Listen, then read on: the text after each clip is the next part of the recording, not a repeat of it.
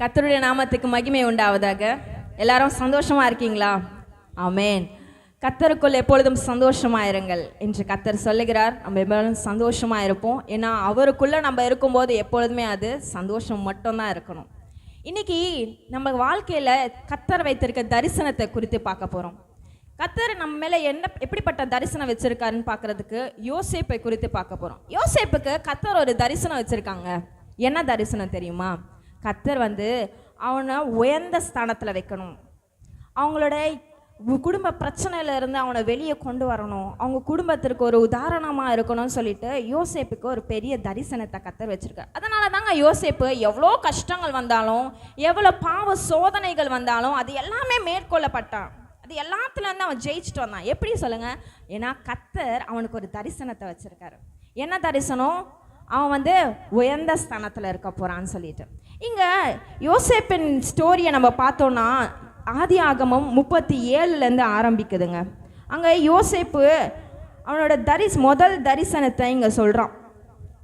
37 அதிகாரம் ஆதியாகமம் 5 யோசேப்பு ஒரு சொப்பனம் கண்டு அதை தன் சகோதரருக்கு அறிவித்தான்.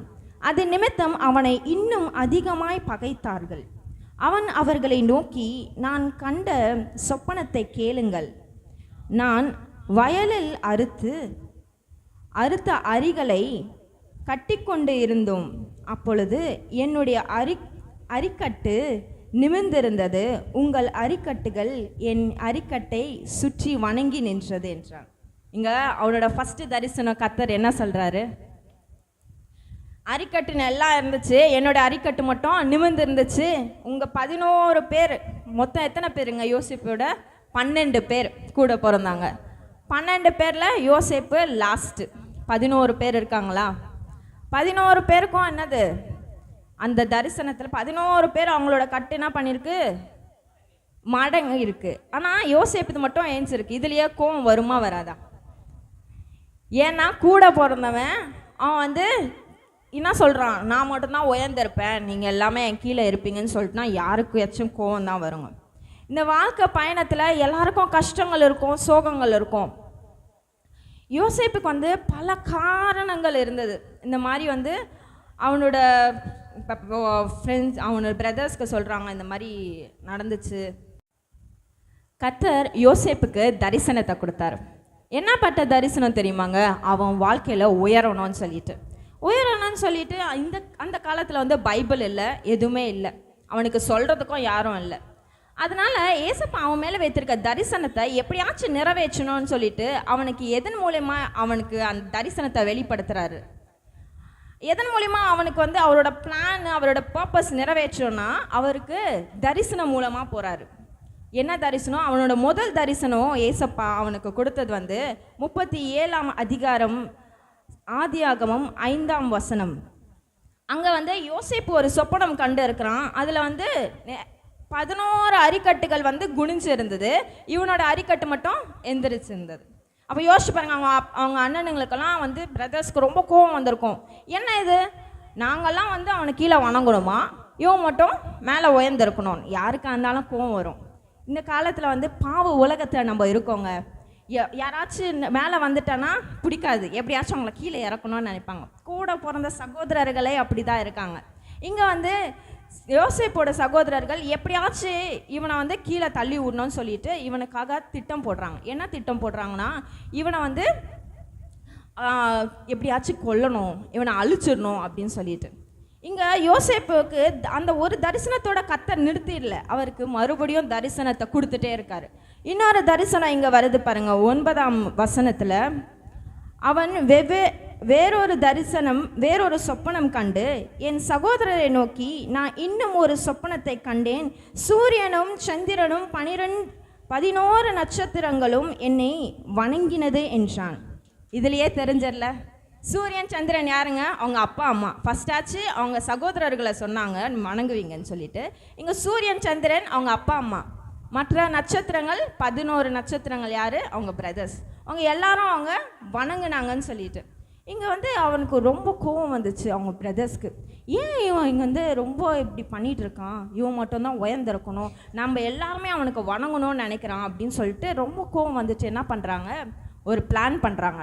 என்னென்னு பிளான்னு, யோசேப்பை எப்படியாச்சும் அழிச்சிடணும்னு சொல்லிட்டு என்ன பண்ணுறாங்க, அவன் வந்து யோசேப்பை அவங்க கூடவே நல்லபடியாக பேசிட்டு அவங்க கூடவே கூட்டிகிட்டு போயிட்டு யோசேப்பா கொல்லணும்னு சொல்லிட்டு தீர்மானிக்கிறாங்க, ஒரு பிளான் போடுறாங்க. ஆனால் என்னமோ தெரியல, அவங்க மனசு மாறிட்டு இவனை கொல்ல வேணாம், ஒரு குழியில் போடலான்னு சொல்லிட்டு ஒரு குழியில் போட்டுட்டாங்க. குழியில் போட்ட உடனே யோசிச்சு பாருங்கள், ஏசப்பா வந்து கர்த்தர் வந்து யோசேப்புக்கு தரிசனங்கள் கொடுத்தவர். அந்த குழியில் போட்ட உடனே அவன் யோசிச்சிருக்கலாம், என்ன ஆண்டவரே நீங்கள் எனக்கு தரிசனங்கள் கொடுத்தீங்க, ஆனால் நான் வந்து உயர்ந்திருப்பேன்னு சொல்லிட்டு தரிசனங்களை கொடுத்தீங்க, ஆனால் நான் குழியில் வந்து விழுந்திருக்கனே அப்படின்னு யோசிச்சிருக்கலாம். ஆனால் கர்த்தர் அந்த குழியில் இருக்கும்போது கூட அவனோட இருந்தாருங்க. அந்த குழியில் இருந்த அவனை வேறு ஒரு நாடு வந்து அவனை எடுத்துகிட்டு போகிறாங்க. எடுத்துகிட்டு போயிட்டு அவன் நல்லா வேலை செஞ்சான். ஒரு போத்திபர் அவங்களோட வீட்டில் நல்லா வேலை செஞ்சான். ஒரு வேலைக்காரனாக போனான், அவ்வளோ வேலை செஞ்சான் அவனோட டேலண்ட் ஃபுல்லாக. இங்கே கர்த்தர் வந்து இங்கே ஒரு விஷயத்தை நம்ம நல்லா கவனிக்கணும். 11ஆம் வசனத்தில் பாருங்கள்,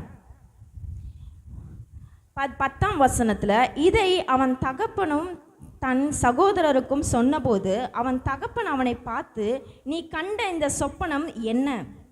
நானும் உன் தாயாரும் உன் சகோதரரும் தரை மட்டும் குனிந்து உன்னை வணங்குவோமோ என்று அவனை கடிந்து கொண்டான். அவன் சகோதரர் அவன் மேல் பொறாமை கொண்டார்கள்.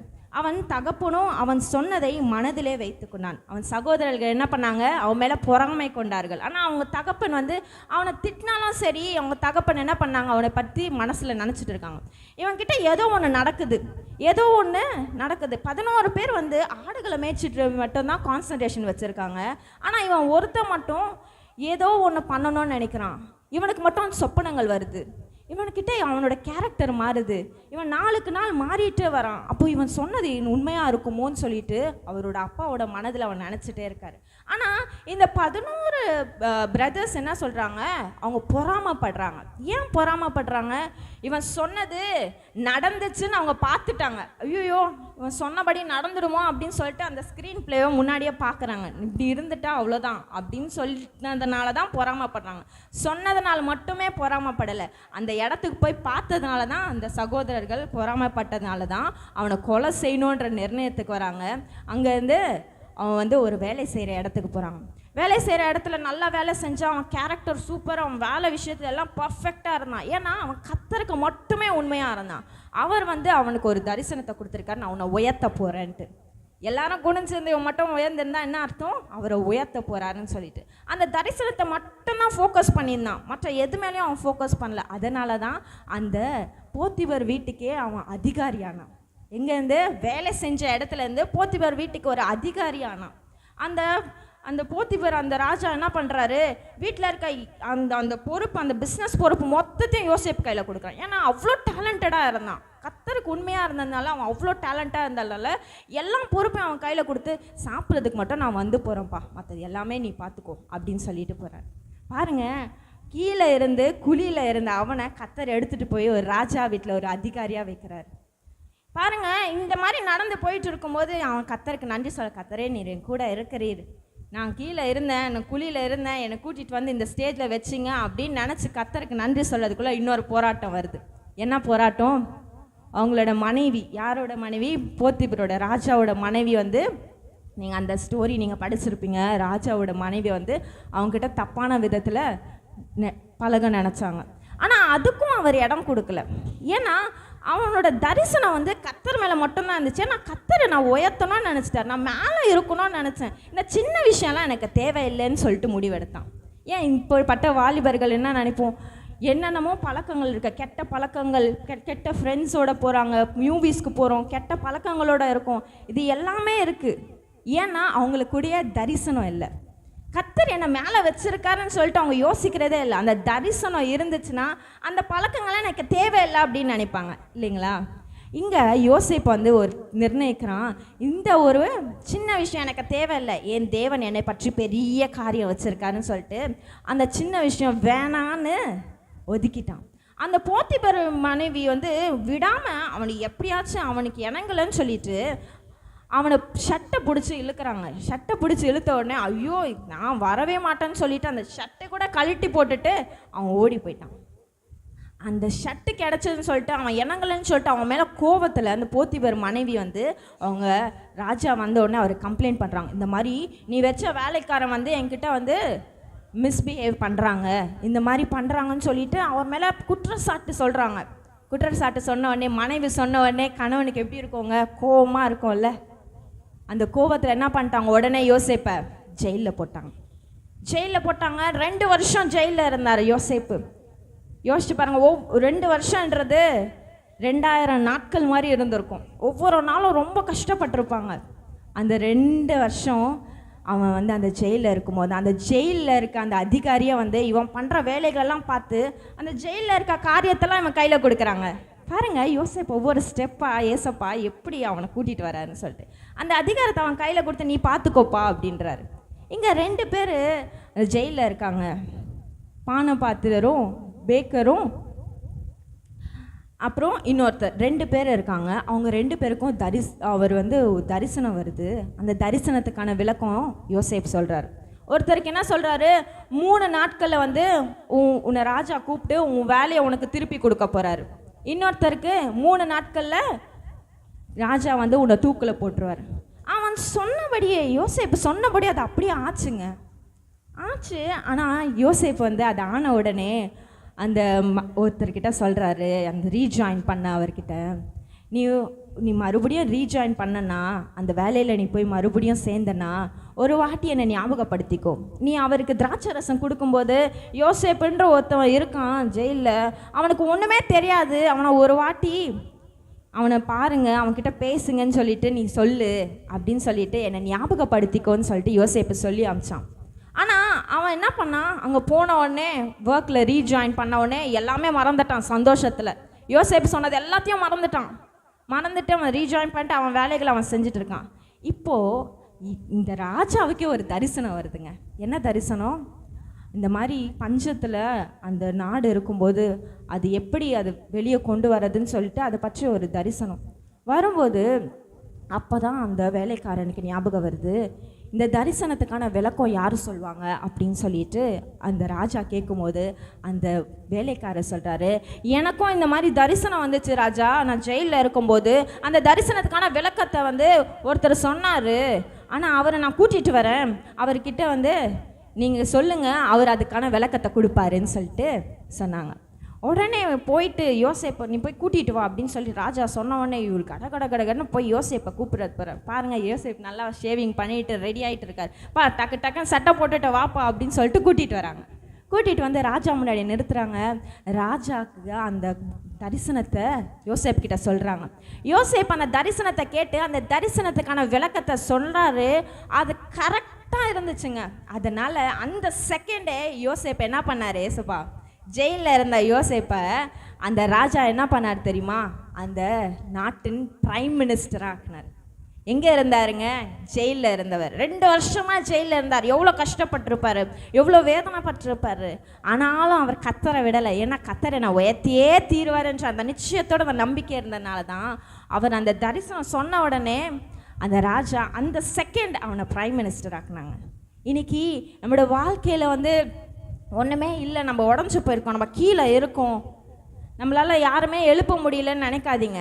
கர்த்தர் உங்கள் கூட இருக்கிறார், அவரை மட்டும் நம்பிங்க. யோசேப்பு தான் போகணுன்னா பல வழியில் போயிருக்கலாம், ஆனால் யோசேப்பு கர்த்தர் மேலே நிலைத்திருந்தான். அவரோட தரிசனம் அவரோட நோக்கத்தை மேலே உறுதியாக இருந்தான். என் கர்த்தர் என்கிட்ட சொல்லிட்டார், நிச்சயமாக செஞ்சே தீர்வார். இன்றைக்கி கர்த்தர் உங்கள் எல்லாருக்கும் ஒரு நோக்கத்தையும் ஒரு தரிசனத்தை வச்சுருக்காரு. அவரோட நோக்கம் அவரோட தரிசனம். அவர் சொல்கிறாரு, என்னுடைய வழிகள் உன்னோட வழிகள் அல்லன்னு சொல்கிறாரு. என்னுடைய பார்வைக்கு வானமும் பூமி எவ்வளோ பெருசு, நான் நிறைய உங்களை பற்றி யோசிச்சிருக்கேன், அதை பற்றி மட்டும்தான் அவர் நித்தமும் நான் உன்னை நினச்சிட்டு இருக்கேன், உன்னை அனுதினமும் நான் உன்னை விசாரிச்சுட்டு இருக்கேன்னு சொல்கிற ஆண்டவருங்க உங்களை பற்றி ஒரு நோக்கத்தையும் ஒரு திட்டத்தை வச்சுருக்கார். ஒரு வெற்றியுள்ள வாழ்க்கை வேண்டுமா, ஒரு நல்ல ஒரு உயர்ந்த ஸ்தானத்தில் இருக்கணுமா, ஏன்னா கர்த்தர் நம்மளை உயர்ந்து தான் இருக்கணும்னு நினைக்கிறார். அவர் பிரபுக்களோட நம்ம ராஜாக்களோட உட்கார வைக்கிற தேவன். யோசேப்போட இருந்த தேவன் இன்னைக்கு உங்களோட கூட இருக்கிறாரு. உங்களுக்கும் ஒரு தரிசனத்தை வச்சிருக்காரு, உங்களுக்கும் ஒரு பிளான் அண்ட் பர்பஸ் வச்சிருக்காரு. அந்த பிளான் அண்ட் பர்பஸை நீங்கள் நிற்கணும்னா அவருக்கு இணங்கி போங்க, அவரோடு போங்க. ஆண்டவரே, ஒவ்வொரு நாளும் அவரோட உறவாடணும், அவரோட இணைஞ்சு இருக்கணும். அப்படி இணைஞ்சு பாருங்க, அவரோட காரியங்கள் உங்கள் வாழ்க்கையில் செய்கிறது அநேகர் கண்டு ஆச்சரியப்படுவாங்க. எல்லாரும் நீங்கள் உயர்ந்து இருக்கிறத பார்த்து உங்களை எப்படியாச்சும் கீழே இறக்கணும்னு பார்ப்பாங்க. எத்தனை வாட்டி யோசேப்பை இறக்குனாங்க, எத்தனை வாட்டி அவனை கீழே தள்ளி போட்டாங்க. ஆனாலும் கர்த்தர் அவனை தூக்கி தூக்கி தூக்கி நிறுத்தினாங்க. இன்னைக்கு உங்கள் வாழ்க்கையில் கூட நீங்கள் கீழே இறங்கி இறங்கி போகிறீங்களா? நீங்கள் மேலே ஒரு படி ஏறுறீங்க, மறுபடியும் சறுக்கிற மாதிரி இருக்கா? மறுபடியும் ஏறுறீங்களா, மறுபடியும் சறுக்கிற மாதிரி இருக்கலாம். கவலைப்படாதீங்க, கர்த்தர் உங்களோட கூட இருக்கார். அவர் மறுபடியும் உங்களை தூக்கி எந்த இடத்துல நிப்பாட்டணும்னு நினைக்கிறாரோ அந்த இடத்துல நம்மளை நிப்பாட்டியே தீருவார். நிச்சயமாக உங்கள் வாழ்க்கை ஒரு வெற்றியுள்ள வாழ்க்கையாக இருக்கும். அநேகருக்கு நீங்கள் சாட்சியாக இருப்பீங்க. கர்த்தர் உங்களை ஆசீர்வதிப்பாராக. ஆமென்.